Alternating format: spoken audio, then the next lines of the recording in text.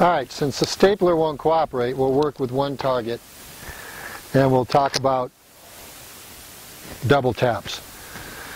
I don't like the term double tap, nor do I like the term controlled pair, but when you say double tap and you use the word double tap, a lot of people think that it means you point the gun at the center of the target and pull the trigger as fast as you can. In reality, it's simply two well-aimed shots with very little time in between. And it's just like a regular shot. You see the sight every time. So let me show you where those were so you can see. And then I'll zoom in so you can see it on the video too. Right there. Okay. So what happens is, when you fire the two shots, you see the sight.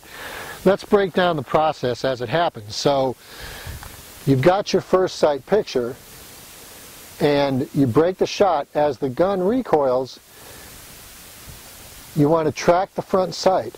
As you're tracking the front sight, you release the trigger, allow the gun to come back down on target. If you don't force it, that's why it's important to have a neutral grip and stance. If you don't force it, the gun has a tendency to want to come back to where it started.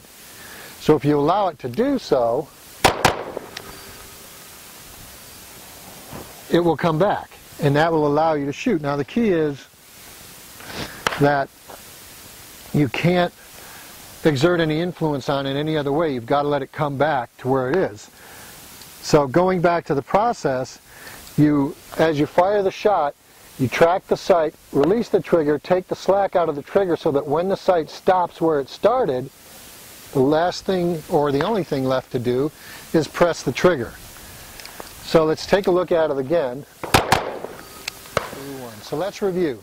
A double tap is really two well-aimed shots with very little time in between them. Remember, allow the gun to recoil and it will come back to where it started.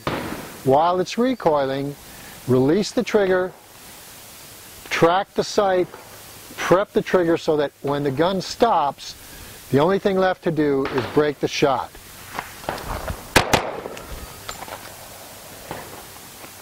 That's how you do a double tap.